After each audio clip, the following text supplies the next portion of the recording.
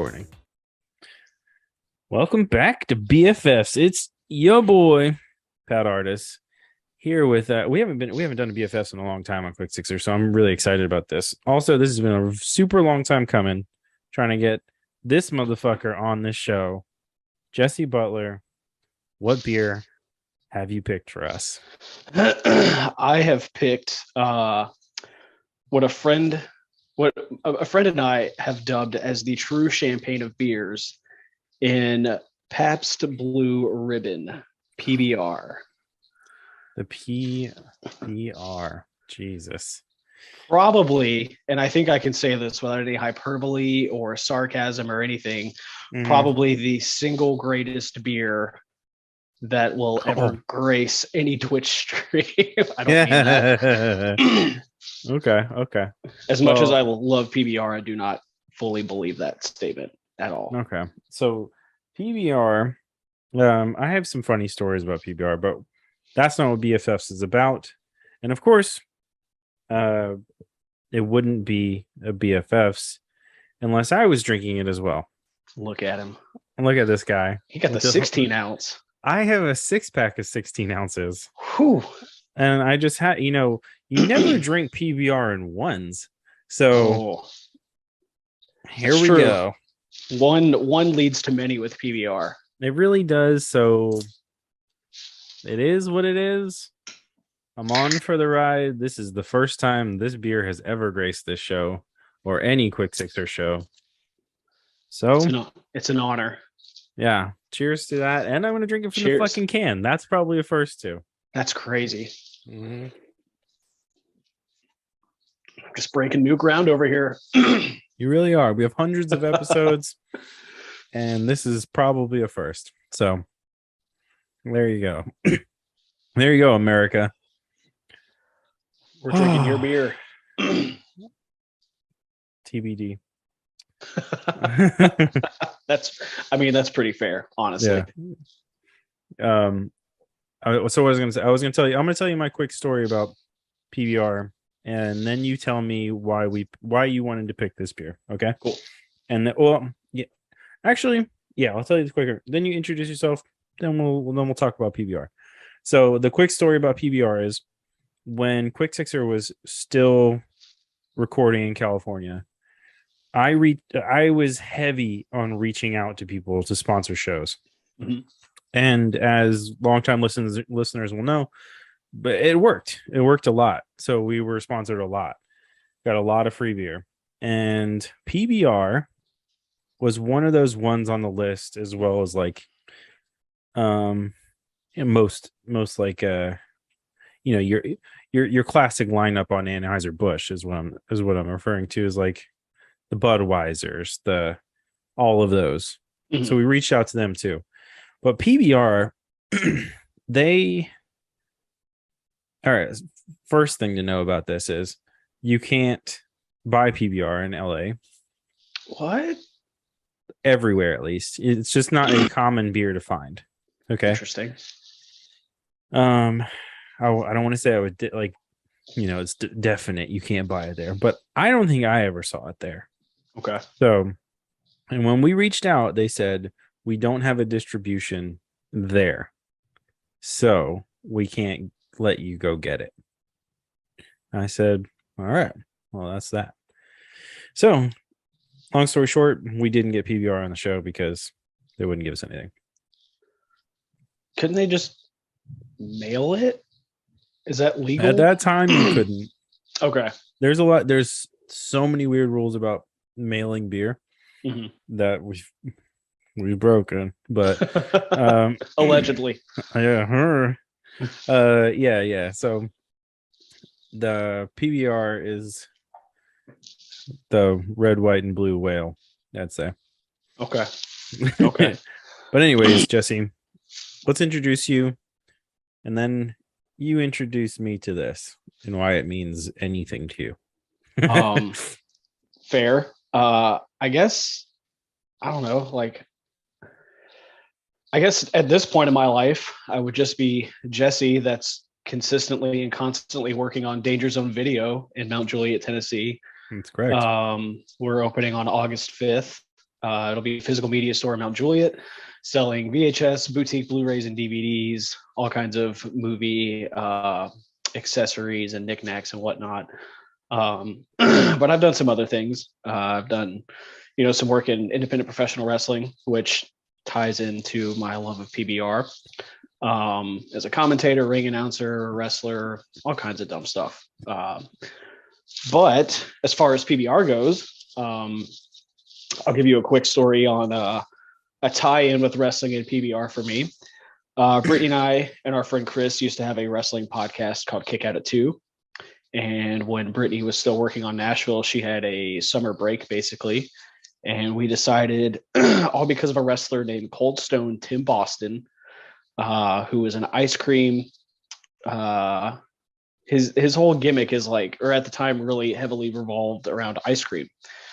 Okay. He tweeted at us and asked what he had to do to get on the podcast. And at the time, we were very we were traveling every weekend to go to different wrestling shows, whether it was Atlanta, somewhere in Nashville, Tennessee, Kentucky, wherever. Brittany had that summer break coming up, so we fucking drove to Nebraska to go to a wrestling show to meet this guy and interview him. And a friend of ours told us that we had to meet this guy named Eric Cannon, who I believe was the first PBR sponsored wrestler. If I'm not mistaken, he was either a bartender or worked at music venues outside of wrestling. But right here on his hand, he has, I think it's Place Pabst here. So that's pretty good. Because of our friend Jason, Jason thought that Eric and I looked alike. So got a picture with Eric, talked to him. I think we interviewed him too. He took us to his car, and in his car, in his trunk, he had just garbage bags full of PBR stuff that they had sent him: wristbands, hats, koozies, all kinds of stuff. And he just loaded us up with a bunch of PBR stuff. Jesus. I actually still have one of the PBR wristbands that he gave me, and I've kept it on my gear shifter in every car I've had since. So there's a little introduction tie-in to the PBR. Okay. But I actually have a lot of, the more the closer it got time for us to do this, I was like, man, PBR has been pretty consistent in my life for a while. That's that's kind of the common thread with this show is I thought about it one day and how certain people you think about with certain people and you think oh man, what if someone's coming over your house, you might know what their drink is, right? Or their beer is. They like. I started thinking about that concept, and it kind of dawned on me that is a thing for everyone. Everyone kind of has some. It's I think about it in beer terms, but there's drink terms, But yeah, it's when I think of certain people, I think certain beers, which is kind of crazy. I don't know, they're just certain beers I associate with people, and then turns out that's more than just an idea. People usually have some kind of weird or super sweet story that connects them to that particular thing, and even if they don't even fucking like it, they still just have it around. It's nostalgia almost. So it's actually crazy that you bring that up. This isn't a PBR related story, but of all days for this to pop up in my feed, today of all days is very strange. I was on TikTok this morning, and I get a lot of those Reddit TikToks where people just read Reddit posts. And this guy talked about how he accidentally uncovered a deep dark family secret through Heineken.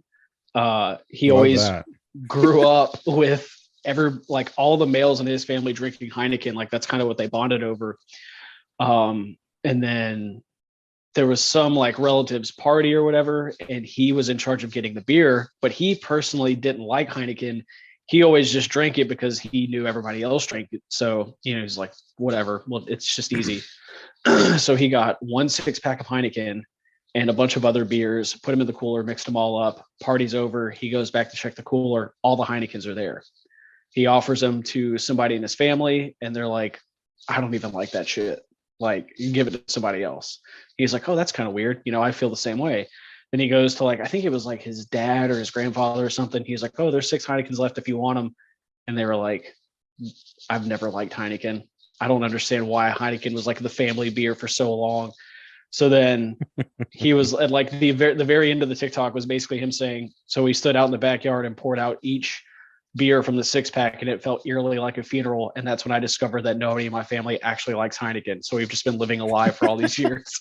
And I was like, I'm glad that's like an innocent dark secret instead of like all the other ways it could have gone. But like Heineken's gross to me. Like, oh, your real grandfather like drank it.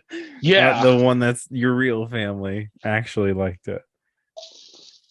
Yeah, that makes sense. That's really cool. I appreciate you sharing that. It's but it's like, it's so true though. Like, you know, like I haven't had a PBR. I probably had one. My brother got on a real kick of PBR for a minute, but I probably haven't had one. Fuck, man. Maybe since college. Damn. Yeah, like it's not a beer I have very often. And I think this was shout out to the homies, but like my boys Dan and Brian, this is all they would buy. And we had like designated beer pong tables at everybody's houses. So it was a thing that we was like, oh, well, you can pick up a 12-pack of PBR for less than $10. You might as well just do that. Or, the 16 ounces for what, $6 or some shit. They're basically just giving the shit away. Mm-hmm. So the old house I used to live in with my best friend, it was for a while like the party house. So we had, our beer pong set up, whatever beer games we were playing. PBR was steady in the rotation of beers. Like people would just come over and bring like a 6-pack or 12-pack, whatever, just to contribute. And it was basically just community. Like if you want a beer, go grab it. But PBR it was pretty much always PBR and Coors Light. Miller Lite for a while. Okay. And then I had a Miller Lite that tasted too much like cornflakes, and I was like, that's weird. I can't do it. Weird. So that was Coors Light and PBR for the most part. But I can't see it right now, but I have a PBR tattoo. It's very small, but I went on I got my beer taste on Blue Moon because I had a really hard time getting past the actual beer taste. So the citrus helped me a lot.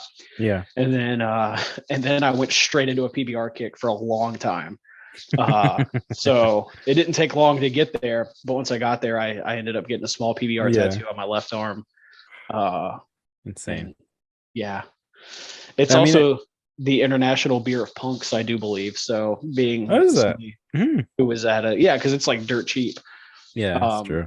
I remember going to shows at this old venue called the Muse, and I was allegedly underage at the time. A friend of mine was bartending, and she would just throw beers at me, and I can't count the times. It was either the Red Stripe they couldn't sell, or PBR because they always overbought on PBR because they would run through it. Maybe not that night, but it was usually walk past the bar and have a beer chucked at me, and it was Red Stripe or PBR. Mm-hmm. So those are the two that I feel like people do not. You're pretty right on that. PBR is a very popular venue drink, like just in general, like small concerts especially. Red Stripe's an interesting one because it's only in bottles, so it's like bottles at a venue is kind of interesting just in general. Like that usually doesn't happen. That later proved to be a really bad call. Exactly. So yeah. Yeah. The glass situation is not good. So yeah, I can see this being it's so funny. One PBR, 1 16-ounce at probably like a baseball game, you could buy a whole 12-pack, like just for their cost. So like they're making so much money over what this is, but it's insane to me. Even if you raise like the price of a PBR, like I don't know, like if you charge like $8 for a PBR, riots. Like that, that's insane. Riots. That's food and a PBR outside of wherever you are. You go to McDonald's, get like $2 to $3 menu items and a tall boy PBR. Yeah, you're a king. You're a king. Yeah. You're eating good that night. All right. I have lived that exact diet more than anybody should. Yeah. Oh man. All right. Well, if that's why you wanted to be is so there's no family connection really. It's just like this was the thing that after you acquired a taste for beer, this was the thing that you got thrown in. So there is a bit of a deeper connection, not family per se, but it started off like Blue Moon, and then I got a beer taste, and it was PBR because it was cheap, and I was poor for a long time. And then I still drank PBR. Then we did the wrestling podcast, and we met Eric Cannon. Yeah. That, and then we started running wrestling shows, and every venue pretty much has PBR. So like when I started ring announcing, I'm pretty introverted, which if you've ever seen me ring announce, you probably wouldn't believe, but I'm pretty introverted. So I had to get like a solid buzz before I really felt comfortable doing stuff.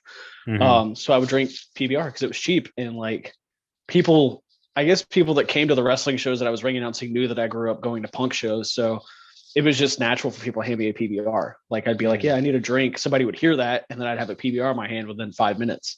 It was kind of cool. That's pretty cool. So there was that. And then when Brittany and I got really close with Shane Parker, who owned Dead People's Things, the first real memory I have from hanging out with Shane was I think he had posted, it was on Instagram. He had posted like this Universal Monsters mummy poster and some other stuff, and said it was available. And I was at work, and I messaged him, and I was like, yo, I'll come by after work if you could hold that for me. So I went up there when his store was still in, I think, White House. I went in there, bought the stuff. We got to talking about VHS tapes or whatever, because he collected. And then he just stopped mid-conversation, was like, do you like cheap beer? And I was like, I do actually like cheap beer. So he pulled out like $20 from the register, went next door, got a 12-pack of PBR, and we just sat there and shot the shit for a couple hours, drinking PBRs and talking. And then when he moved to Goodlettsville, the store in Goodlettsville, that was like really close to where I worked and where we live. So it was nothing for us to just go hang out on a Saturday, Sunday, crack open a couple PBRs with him, hang out, and just listen to all of his crazy flea market stories and digging stories and all that stuff, and plan stuff. So even though I wasn't drinking PBR as much at that time, because I really don't drink often anymore, anytime I was the Shane, there was at least probably 2 PBRs that I would drink. And I can't count the amount of times that I would start drinking at about 10 or 11 a.m. with him and have to stop by about 1 and be like, I gotta go home at some point, so I gotta chill. And he was just like, it's fine, you'll be good. And here's another one. So he just sit there and drink. Brittany had to come get me, I think, once or twice, because I was just like, I'm a lightweight, man. I'm a lightweight these days. But yeah, wow. Shane, I think Shane is actually the one that got Brittany on PBRs too, because the day I saw her with a PBR, I was just like, I'm pretty sure she had swore these off a long time ago. But then she was like, this isn't a bad beer. This is pretty good. And I was like, it's not bad. Especially for the price. Yeah. As far as cheap beers go, it's one I would pick. I actually prefer it with the bottles. I like the bottled ones, but I know that's not traditional in this sense. So, but that's a good segue. RIP Shane, but Shane did contribute to, I think, at least the idea of what you and Brittany's new venture is going to be. Yeah. Right? Yeah. Oh yeah, for sure. So last summer I had spinal fusion surgery in my neck. And I was down for like 2 months, couldn't do anything. Before that, Shane and I were talking about turning the very tiny closet inside of Dead People's Things into the world's smallest video store. That was going to be a huge project that we were supposed to start. But then I ended up getting neck surgery. He ended up getting COVID. And then shortly after that, he ended up passing away last September. So we never got around to doing that, but it was something that always stuck in my head. And Shane always, if you had an idea and you needed someone to believe in you, Shane was the one.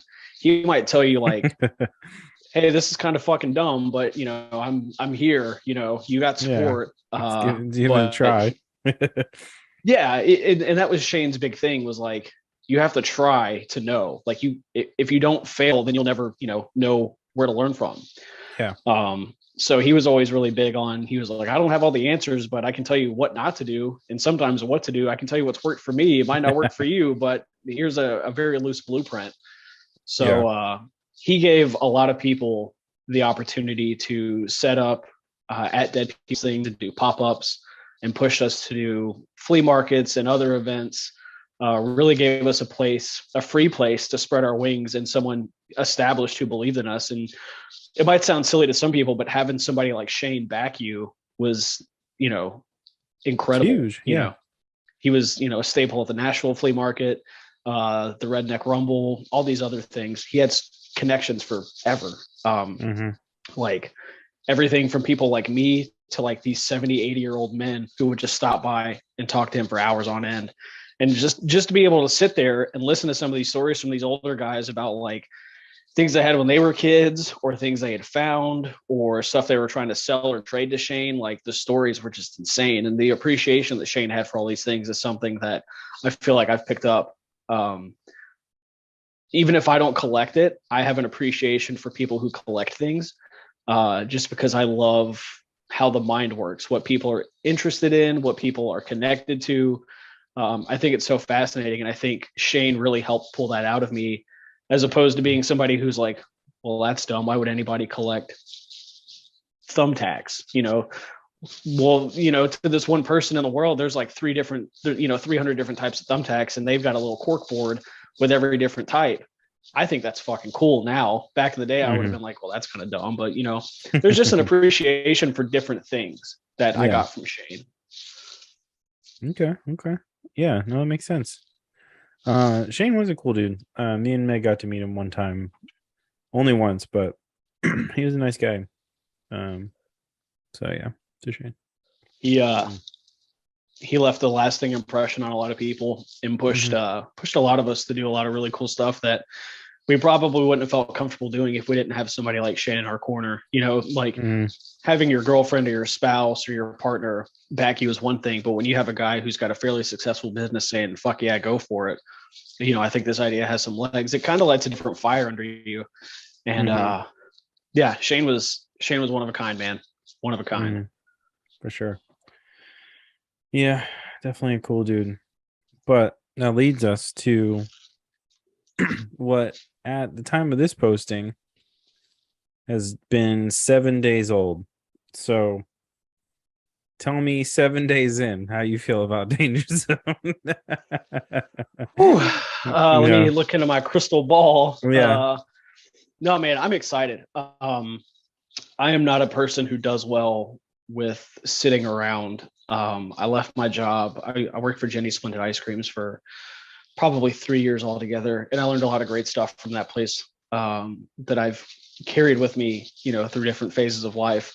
But this is, I started doing pop-ups and flea markets probably about 3 years ago, and this has always kind of been, I don't want to say like the end all be all goal, but it's been a huge like pipe dream. Basically, you don't ever think you're going to be able to open a video store, especially not in 2022.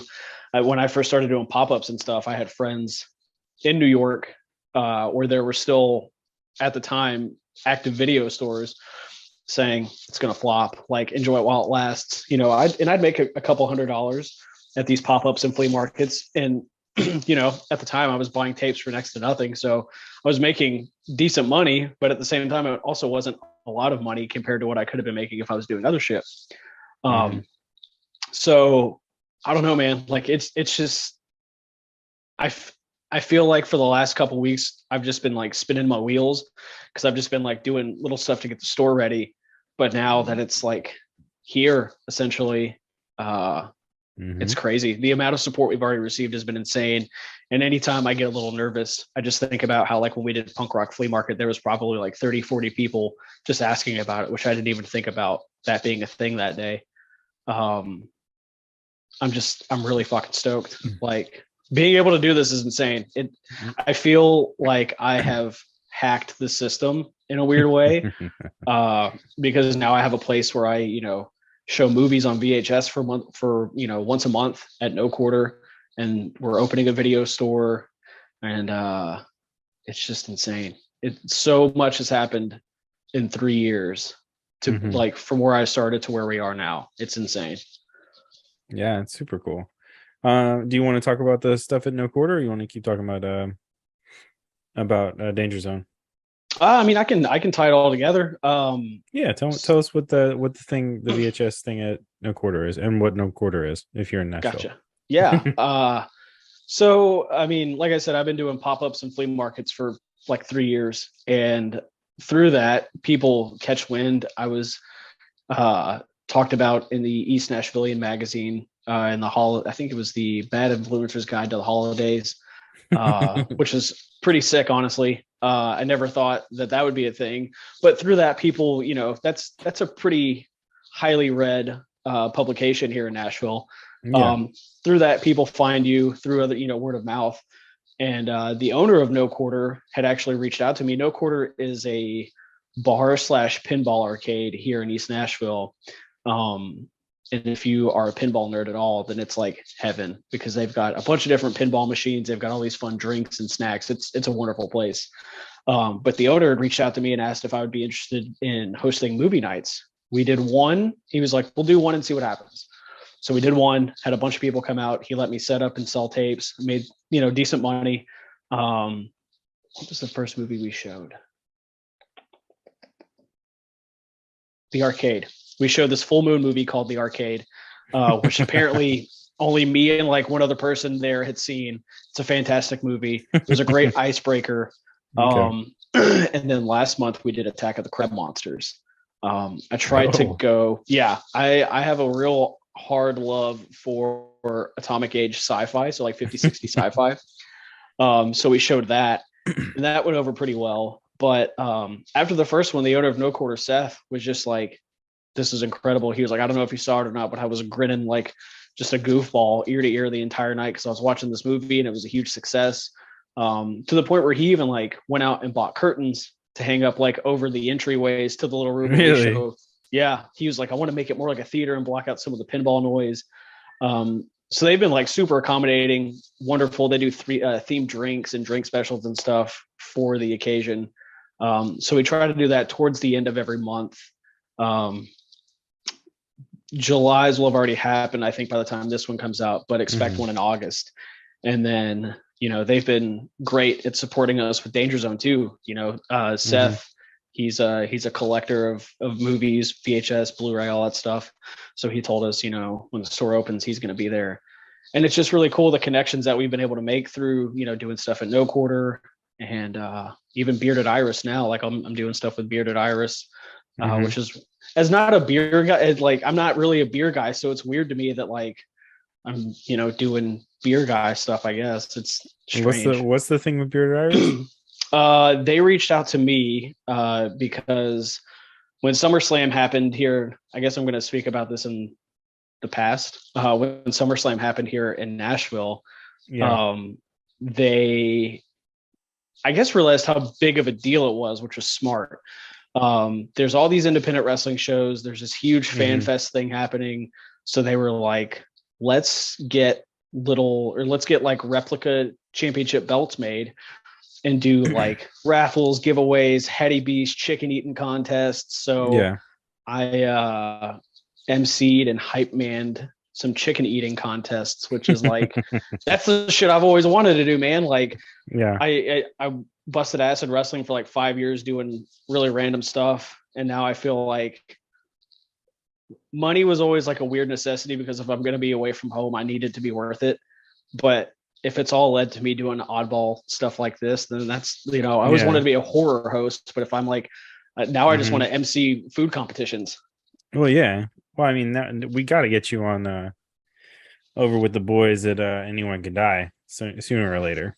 Oh yeah. I know Brittany's been itching to get on that show, but shout out to you boys. But so that happens. That would have happened on the 30th, which is a Saturday, right? If we're talking about it when we're recording this upcoming Saturday, me and B were talking about it, and I think Quick Sixer might be in attendance. Yeah. We'll do a magic. Let's get it.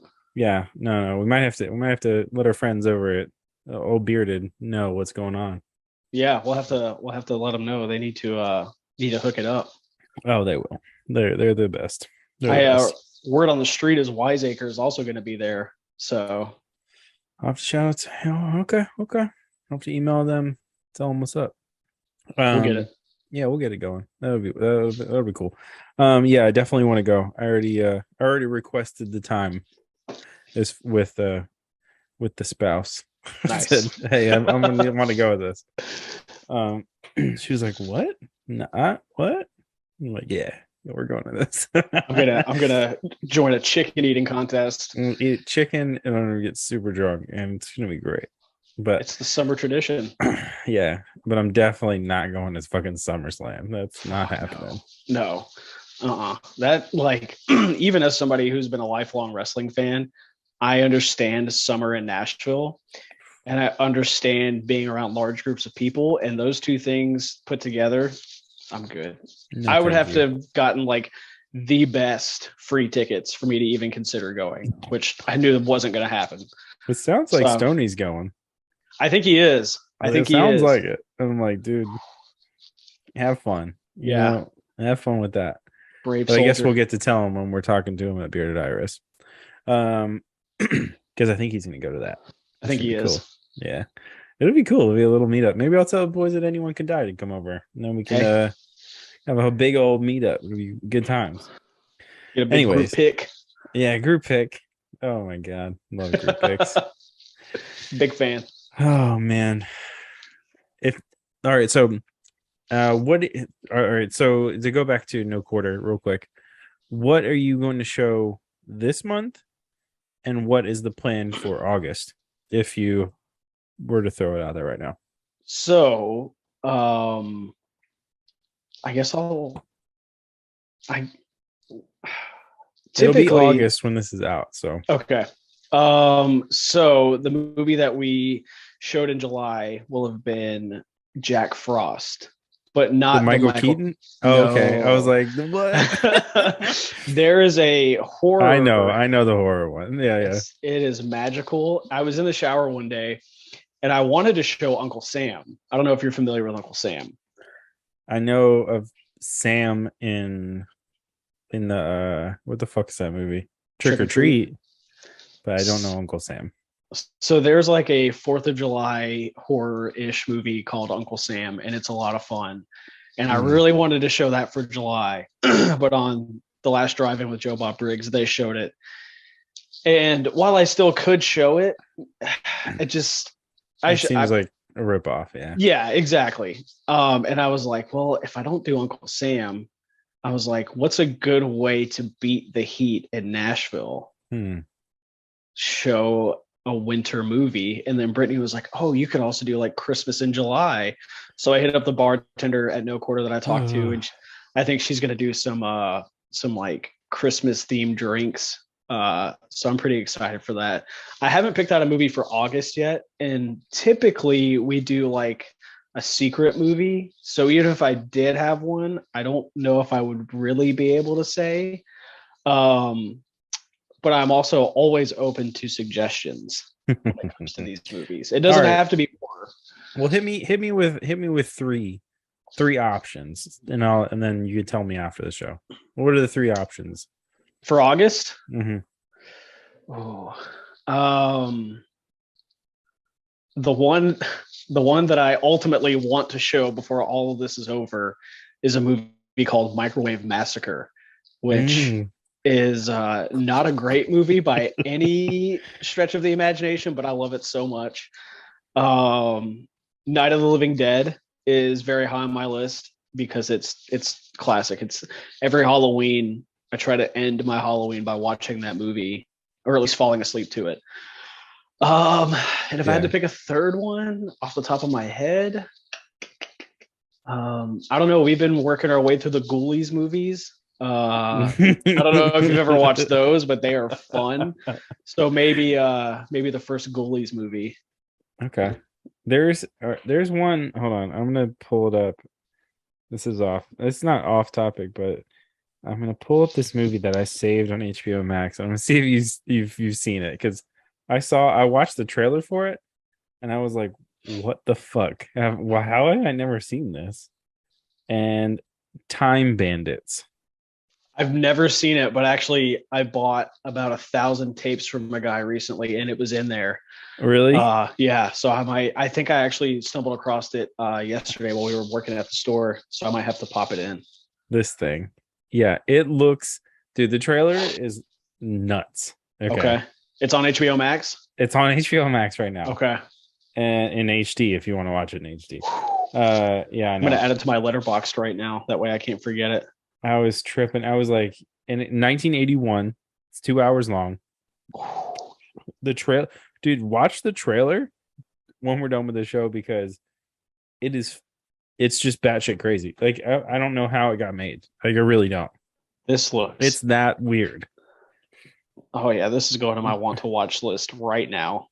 Basically, from what I got from the trailer is a a a bunch of little people jump through time and a kid gets tangled up in their business and gets brought along for an adventure. That's what it sounds like. I'm in. But there's like Jim Henson looking shit in there. It's very labyrinthy. Have you ever seen Little Monsters with Howie Mandel and Fred Savage? I know the box art. I don't think I've ever seen it though. For some reason, the way you just described it, I'm getting some heavy Little Monsters vibes. Mhm. So I'm 100% in. Oh, dude, I'm gonna watch it. When I showed Meg, she was like, "What the fuck is this?" And I was like, and she was like, "Gonna take it off the list." I'm like, "Don't take it off the list. I'll never find it, and I'll never remember that name again." So Time Bandits. now it's in video form, so I can remember it if I want to. But yeah, Time Bandits. It's something I've never heard of. It was never. That was one of those ones like never on TV growing up. I've never heard of that before. I've definitely run across the tape or whatever in the wild, but never thought anything of it until this conversation. Honestly, yeah, I just remember seeing the box in a box of all those tapes that I bought when you brought it up. Guess who directed it?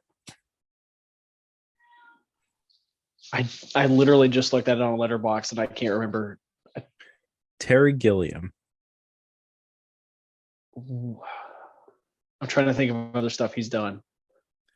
Yeah, but like not like a no-name director is what I'm trying to say. Yeah, that's like what? You know, here I'm gonna look some stuff up for you so we can figure it out. Did Brazil, Monty Python and the Holy Grail, The Meaning of Life, Time Bandits. A whole bunch of random shit. Oh yeah, Jupiter Ascending, that thing with homeboy from Step Up or the dance thing. Fuck, why can't I remember his name right now? He's in the 21 Jump Street movies with the Jonah Hill. Is it Channing Tatum? Yeah, with Channing Tatum. I don't know how I know that. There's a movie called Jupiter Ascending with Channing Tatum and Mila Kunis, and it's so fucking weird. But there's that. This is like he's done some weird shit. But yeah, I guess the Monty Python shit is the famous shit. Spies Like Us is pretty big. Right? Is that what I'm thinking it is? Zero Theorem is god awful. Oh, I miss Dan Aykroyd. The Imaginarium of Dr. Parnassus. So Heath Ledger's last joint. Oh, he did Fear and Loathing. That makes sense. Yeah. And 12 Monkeys. Weird. So the Time Bandits is very Monty Python-y. Okay. Like, it's like that. Okay. I had friends, we had all probably just dropped out of high school or been kicked out. And I had some friends who were really into like some Monty Python movies. So for a while, Monty Python movies, my house was kind of like a squatter house, essentially. If you didn't have anywhere to go, you just stayed at my place. That So was definitely mine too. yeah, Monty Python movies are on quite a bit. This is really before I had an appreciation for movies too. Monty Python was on quite a bit, and then one of our friends got a job at a video store in Laverne where we lived, and he would just when people would return like porn DVDs, he would just like snatch them and bring them home, and we would just have like a weird viewing party of them just to like laugh, like watch them like bad movies basically. That's definitely a teenage or like a high school teenage thing to do for guys. We were probably Guys do that. like, I'm sorry, everybody. Guys do that. They'll watch porn in a group. They will do it. It wasn't even uncomfortable because like the acting was so bad. Aside from like the sex scenes, it just felt like we were watching just a really horrible movie. Yeah. It's basically what Cinemax was for like 25 years. Yeah, that's how they made their money for sure. 100%. Yeah. But that's what that was. Yeah. So back it up a little bit. You've already opened Danger Zone April 5th. Is there anything, I don't know, is there anything you've learned since the open? No. Is there anything that you're hoping that it becomes? Like, what's the hope and goal? You know, I can answer that first question actually. Okay. As soon as you say that you're opening a business, I'm going to sound like an asshole. There's only one way to say this. I'm just going to sound like an asshole. As soon as you say that you're opening a business and you've like taken the steps to do so, everybody will tell you what to do. Sometimes that's great. Sometimes it's not. You kind of just have to take every little piece of advice or every little nugget of knowledge that people want to share with you and kind of just cherry pick what applies to you. I can't tell you the amount of times I've been asked if we're going to sell VCRs, which I guess is like a fair question. God, I hope so. Yeah. No, we've got a small stockpile set aside for opening day, and I highly doubt all the VCRs sell opening day. So yes, we will have VCRs. But what I want Danger Zone to become is like, there's nowhere. So like we have media stores in Nashville. We have McKay's, we have The Great Escape, and they're great. They're wonderful. You can go there and find just about any movie you want. But it's kind of a crapshoot because, to my knowledge, they're not buying wholesale movies. It's all like a trade basis for the most part, where they buy from individuals thing.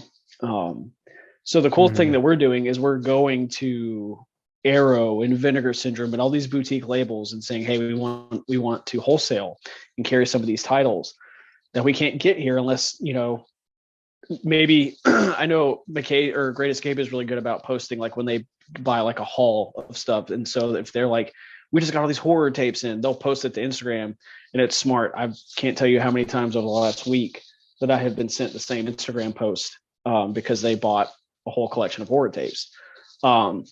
I want to be the place where if you're looking for something very niche and specific, you can find it with us. I want to cater to not just the people that are looking for like obscure horror, but something that for some reason I have taken as like a personal mission.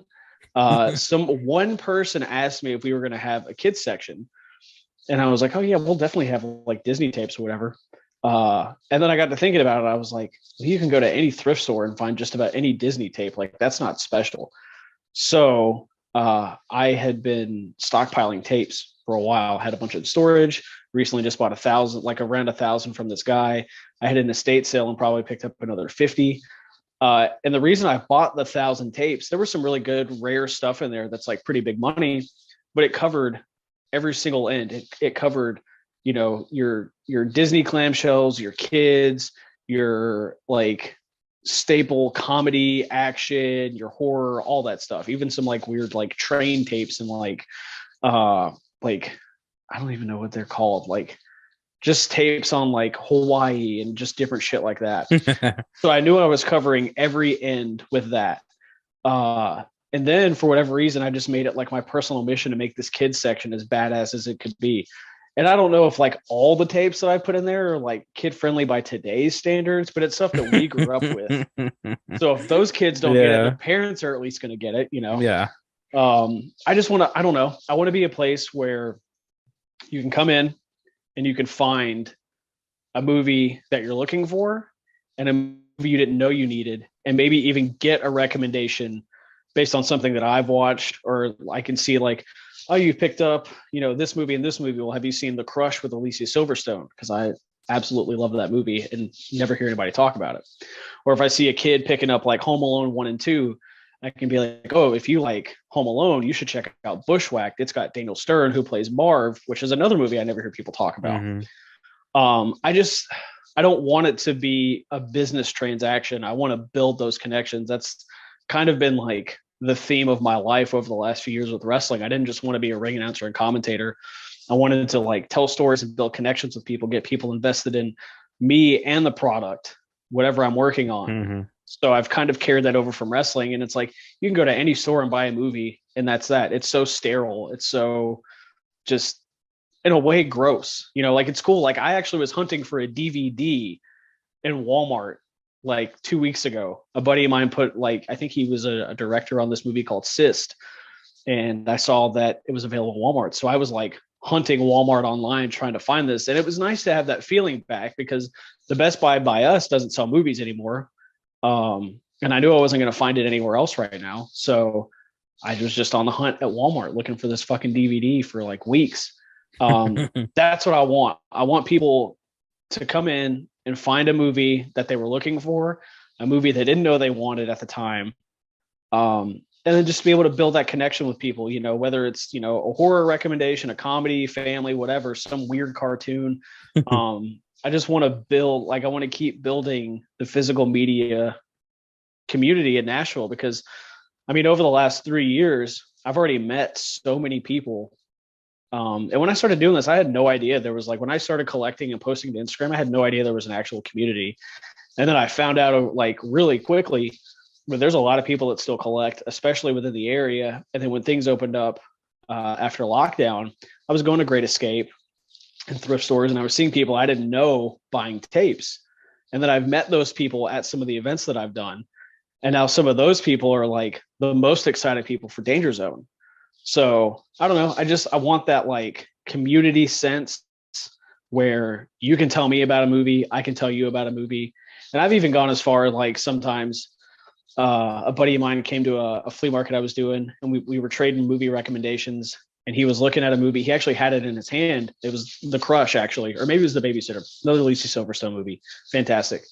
I was like, have you seen that? And he said, no. Is it good? And I said, take it. Don't even pay me for it. Just take it home, watch it. If you like it, you know, pass it on to somebody else. I just want people to see that movie. That's what I like. Making money is cool. And yeah, it's a necessity, but it's just like building that community that I really appreciate. Nice. I like that elevator pitch for Danger Zone. Opening April 5th. August. Fuck me, dude. God, it's all these stupid PBRs you made me drink. Hey, August 5th, 2022. You know, it's the second time I fucked up that date, right? Yeah. I said 2020 on a previous show. God, imagine doing it then. Holy shit. I know. I said April 5th, 2020, and Brittany was like, what? Yeah, I was like, yeah. No, April. So everyone knows April 5th, 2022. God, God damn it. August 5th, 2022. August 5th. PBR, great for memory loss. 8/5/2022. August, not April. Why am I got April on the mind? I mean, we'll be open in April too, so come by in April. That's true. Well. And yeah, vacation. That's true. Why do I got April on the mind? I don't know. That's weird. Actually, let me see. Let me see what day April 5th falls on. We can make this super specific. Oh yeah. Next year. It doesn't matter though. August. It's 5th. A Wednesday. Okay. April 5th, 2023 is a Wednesday. So unless we adjust our hours, we will be closed that day, but we will definitely be open April 6th, 2023. But grand opening is August 5th of this year, 2022. And do you want to talk about those hours and those like what days you'll be open and whatnot? Yeah, sure. We decided for now to shoot for Thursday through Sunday, 10 a.m. to 7 p.m. We were going to do like 10 to 5 or 10 to 6, but as somebody who worked in offices for a very brief period, I know how annoying it can be. Like when you want to go somewhere and it closes at 5 or 6 and you don't get off till like 5 or 6. So it's not like we'll ever, I'm not going to give a fuck if somebody comes in at like 6:59, like this is what I love. So I don't care. I'll be there forever. So I was like, well, what if we stay open until 7? That way, if somebody's coming home and they're like, well, I don't know what I want to do tonight, let's go grab a movie. That was always the charm of the video store to me. You just swing by after work, grab something, and maybe you get a story out of it, maybe you just get a movie and a box of candy, whatever. But it's something quick to do on the way home if you just don't know what you want to do. So I decided, let's shoot for that, see how it goes. But for now, it'll be Thursday through Sunday, 10 a.m. to 7 p.m. That way I can catch like a slight break one day, or if I get a text or a message saying, hey, there's this crazy haul of tapes in Minnesota, dudes selling them for dirt cheap. All you got to do is go get them. I can take my stupid ass to Minnesota and buy all these tapes and do that shit all over again. The dedication. I'm currently, I'm not going to divulge too much information right now, but I'm currently in the process of trying to track down somebody in New York, so I can potentially buy some really sick shit. So in upstate New York or New York, New York? I think it's upstate, towards upstate. If I give away the city or town, I'm afraid people will know what I'm talking about, but I will definitely tell you when we're done. Okay. So not to be like super cryptic or anything, yeah, but I mean, have fun with that. I go up something hour drive. I go up there like anywhere from like 3 to 4 times a year for a specific wrestling booking that I do. Usually I fly up. But I was like, I texted my buddy who runs the wrestling show. I was like, hey, how far is this from you? He said it's about 4 or 5 hours north, and he's on Long Island.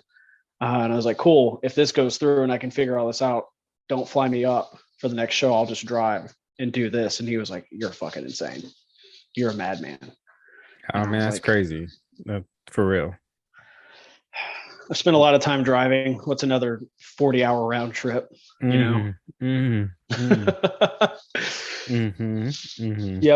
I say it now, and then in the thick of it, I'll just be like, you're gonna be like, fuck this. 2 days there, 2 days back. No.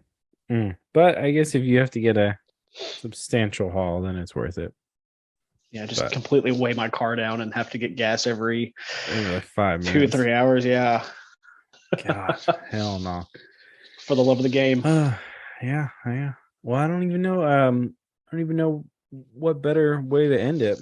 I mean, Danger Zone video open August 5th, 2022. This will be after, so go check it out. Do you guys have? Does it have it? What's the address? So people can check it out if you want. We can add it and post it. No big deal. Okay, yeah, because I don't remember the actual number. I just remember like where it is. Yeah, I have specifically blocked out the address so I can't tell people because while I've been working there, I've been trying to keep people. I don't mean this to sound rude, but I've been trying to keep people away while I'm working because I knew I had a tall task ahead of me doing all this essentially by myself on the weekdays while Brittany was working. So I wanted to keep as many distractions away as possible. So I would just go in there and do all the shit. And then I had Kenny showed up one day and I didn't know who he was. Yeah. And I was like, fuck's going on? And then some people showed up yesterday. Yeah, pretty much. And then I was like, oh, okay. Yeah, I connected the dots and we talked for a bit and he was a super awesome guy. And then we had some people show up yesterday that I wasn't expecting. And I was like Brittany got to see me go into like full hermit mode where I was like, what the fuck is going on? How did you find me? It was great. Yeah, that's awesome. August 5th, 2022. Yep. I will be there mainly because it's down the street from my house. So why not? Oh yeah, I pass you guys just every single day. You have to get to there. So there's literally no way around it. There's no escape. There's no escape. You have to pass our neighborhood. One day, you are going to leave your house and you will just have at least one Keystone Light sitting on your porch. Oh God, that was the alternative to this PBR, wasn't it?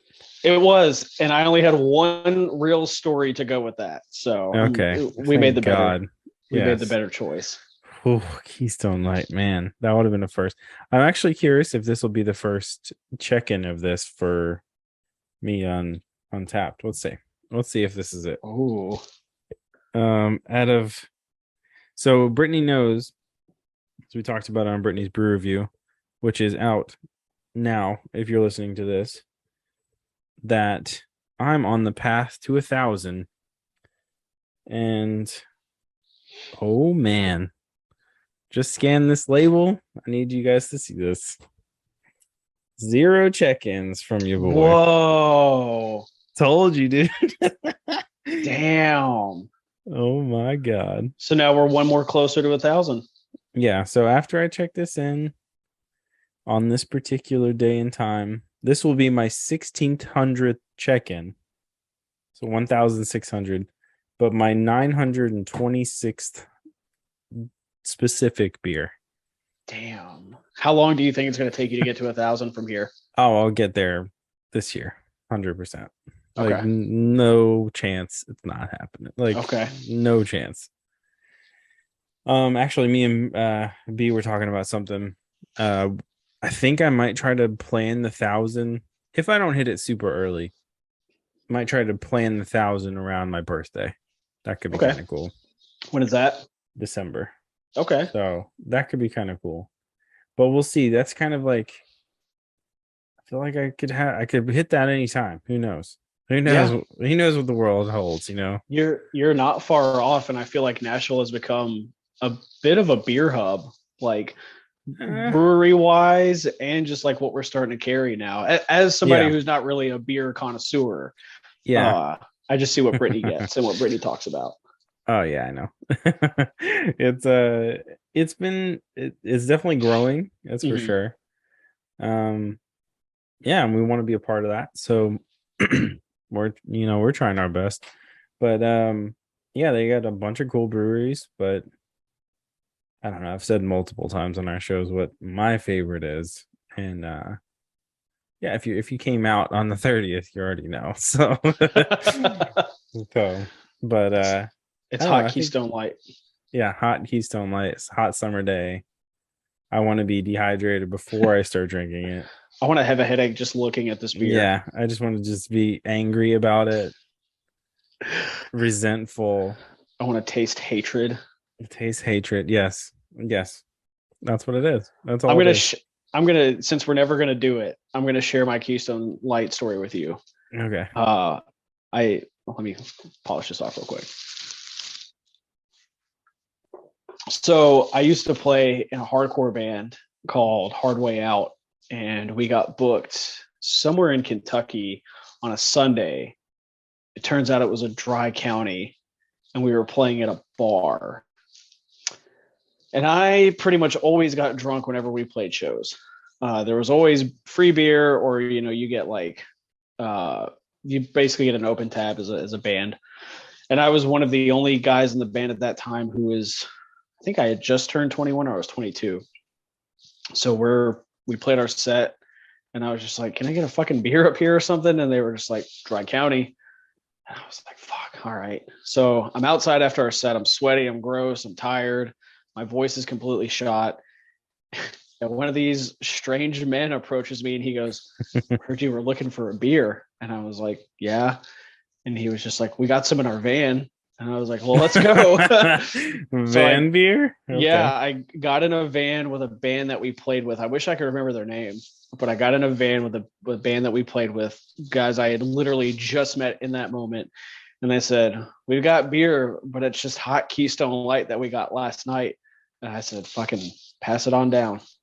And we put back, we put multiple, back quite a few. More than one. Oh yeah. Oh my God. The more you drank, the easier it got, but it was a fucking fight from the start. Oh my God, dude. Yeah, that was my. I don't think Keystone Light has ever graced my lips, and I don't think it might not ever. People shit on Keystone Light, but it came in clutch that day. No, well, maybe. Debatable if that was good or not for you that day. Oh, it 100% wasn't, but Yeah. No. uh yeah. It Oh my it's God. fine. Everything's fine. Mm, It's better mm, now. sure.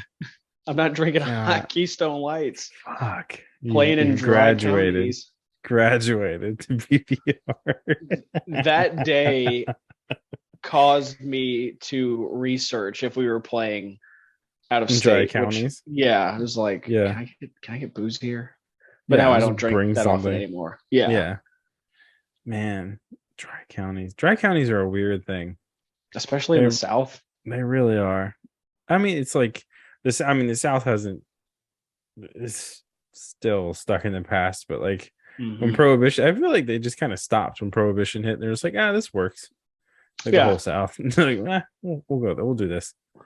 But yeah, man, we were in a lot of people, a lot of places are still like, we don't sell alcohol on Sundays or blah blah blah. Or you Uh, have to wait till after noon or some shit. yeah, so I was on this show. I think I've told Brittany this before, but I was on this show in Jackson, Mississippi Mm-hmm. for 6 months. We had to live there, and yeah, yeah, and yeah. There's, I know, moment of silence, but it was a place where you couldn't buy beer or alcohol on Sundays, but we just so happened to not know that at the time, Mm-hmm. and we were staying at these apartments, and across there was like this park across the street, and across the park, like next to the park, was this Walgreens, and we went in there not knowing you couldn't buy anything. Turns out their internal system did not read that law, and you could in fact buy booze and beer at this Walgreens whenever you wanted to. Like, there was no time limit, there was no day you couldn't Found the buy. loophole. It was just that Walgreens, and I feel like it was just that person too. They're just like, yeah, like whatever, like we'll sell you whatever the fuck you want. They don't make enough money to care. Yeah, there's like, we're in. I mean, we'd be stopping in at like 2 a.m. or whatever, like buying whatever, and they'd be like, just happy to see somebody, I think. But yeah, that place came in clutch a few times. Did you ever buy big flats from them? Big flats, like Yeah. a pallet. No, I think it came in 12 or 6 packs. I don't even know if it's still made, but they sold Big flats. At least by where I lived in Laverne, Smyrna. They sold a beer called Big Flats, and I'm pretty sure Big flats. we bought an unrefrigerated 6-pack for $1.99. What? Cooled it off, tried it, and it was hands down. I would rather drink the hot Keystone Light any day over Big Flats. All right, I'm looking. Oh, so Big Flats is a brand. Okay. Yeah. Big Flats. Oh, I wonder if you got. So there's Big Flats 1901 and Big Flats 1901 Light. I wonder which one poor Jesse drank. I couldn't even begin to tell you at this point. Dude, that was awful. so long ago. Oh, it was bad. Dude, it's rated so bad on here. 1.92, 2.08. Brittany doesn't even like judge shit that harsh. Let's see. And she fucking put some low numbers on some shit, man. Fucking nailing them. I feel bad for some of the beers that we have. I don't know this. Like, I don't, since I'm not on Untapped, I don't know. Look like this. Yeah. It's got like the wheel or whatever, or like the whatever the fuck that thing is called. Yeah. Yeah, that's it. That's the one. That I don't know if it was light or not, but holy shit, was it bad. I'd rather drink Steel Reserve. I don't know your thoughts on Steel Reserve, but it's not delicious. So you're talking to a guy who's for sure had 40s of like King Cobra and shit before. So it's like there's a tier, all right, where there's levels to this shit. That is a different level that I do not willingly walk into most of the time. We said $1.99. Yeah. Let's give it a shot. And you gave it a shot. That's it. Yeah, It's all yeah. deserved. It's all it I'm ever pretty deserved. as punk as I'd like to think we were. I'm pretty sure that beer never got drank after that. Yeah, there's a certain point where you pour it out, and it's like you feel bad for it, and you're like, someone worked on this. Like, I don't know who. Actually, they weren't qualified, probably, but I think somebody drank. So I think we opened one, and if memory serves, if we opened one and all took a sip, or like there was a collective, absolutely the fuck not, and then it stayed in the fridge for most of the night, and then we were running low on beer, and one of the guys was just like depressed, and he was like, I'm gonna drink it. I'm just gonna drink it. I have to. And we were like, you don't have to. Like, we can just pour it out. It's fine. $1.99 was a lot of money for us at that point. It was probably like 2012, 11. Oh, I was gonna say you should stick with 2000 on that. It was more recent than it should have been. But yeah, he was just like, I'm going to drink it. I have to drink it. And we were like, you don't have to do anything. He drank. I'm going to say he drank at least 3 of the remaining 5. Oh, yeah. He liked to hurt. He died. Apparently. He didn't make it past that night. Yeah. R.I.P. in peace. Yeah. Big flats. Yeah, it's bad stuff. Don't advise. I will never advise that to anyone. Yeah. No. So here's your fucking warning right now. Don't ever drink that. Ugh. Actually, seek out the now I'm gonna Keystone. seek it out. I'm gonna find that shit and drink it.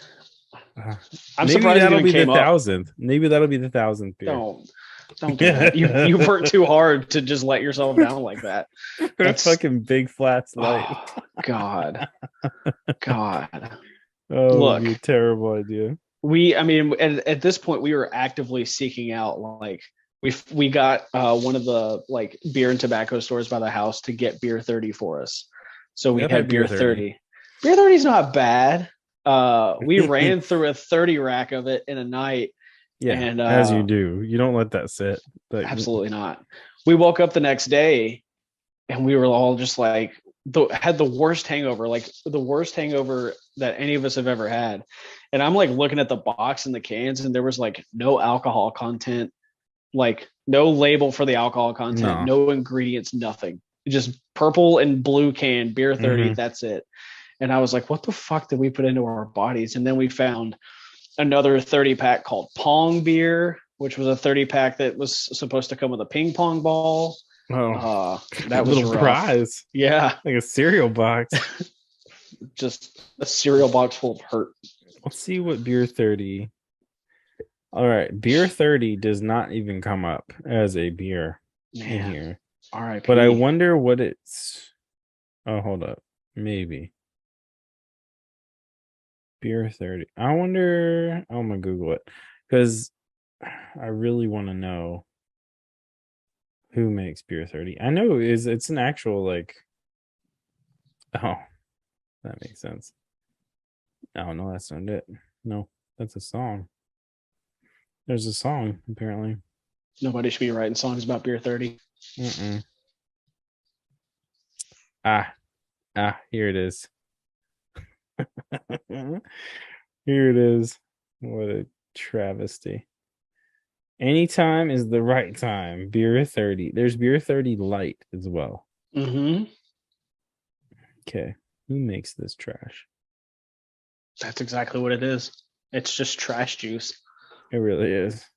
I mean, if you got $15 to blow and you really want to get drunk, there's not even $15. It's not, no way. I think it's 15 after tax. No, it's like $5. God, it barely covers the aluminum cost. Like, you could get, if you had $20, you could get like 8 Big Macs and a 30 rack of beer 30 and be the richest man in the land. Oh, dude, the richest. You be the dude. Oh my God, there's a beer 30 ice. Oh, it's black and purple. Oh, that made my spine tingle. Yeah, God.